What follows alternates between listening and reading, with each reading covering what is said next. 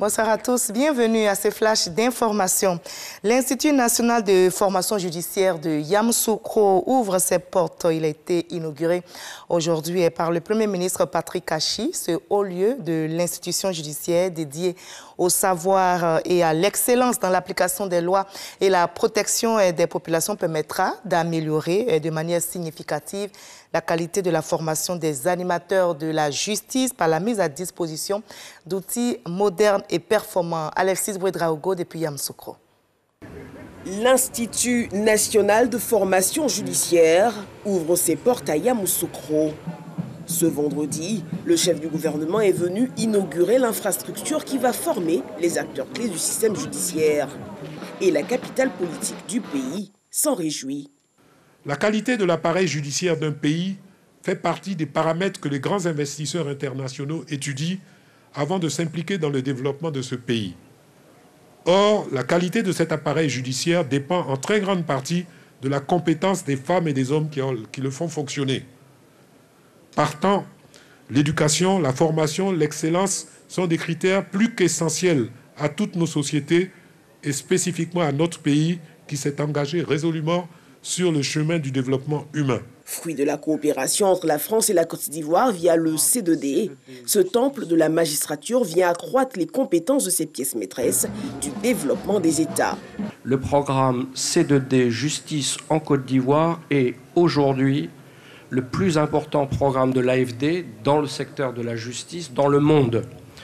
7 ans après son démarrage, le C2D Justice a permis la construction d'infrastructures importantes. Tous ces travaux seront livrés avant la fin de l'année 2021.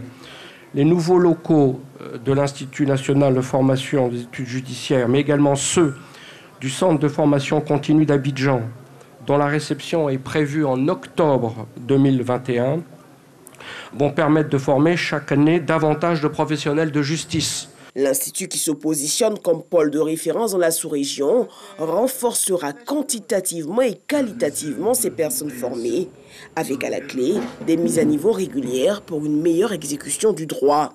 Cette inauguration s'inscrit dans un processus de renouvellement des infrastructures pour, d'une part, faciliter et améliorer l'accès des populations aux services publics de la justice et, d'autre part, permettre à la justice de mener ses missions dans de meilleures conditions.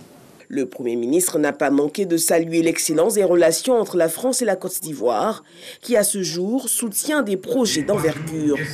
Pour Patrick Kachi, l'Institut vient épouser une vision, celle du chef de l'État Alassane Ouattara, de renforcer le capital humain. Parce qu'il est certain que l'acte que nous posons aujourd'hui constitue un jalon majeur dans la marche de notre pays vers une justice moderne, indépendante et accessible à tous. L'Institut national de formation judiciaire de Yamoussoukro sera le symbole même de notre Côte d'Ivoire. Cette Côte d'Ivoire en marche, qui regarde vers l'avenir, sûre de son destin, mais pleinement consciente des marches qu'il lui faut encore franchir pour atteindre cet horizon de 2030, dessiné par le président de la République, celui d'une Côte d'Ivoire solidaire, intègre et prospère. Le ministre de l'Intérieur et de la Sécurité, Vagondo Diomondé, et son homologue guinéen ont mis en place la commission technique mixte de matérialisation de la frontière Côte d'Ivoire-Guinée.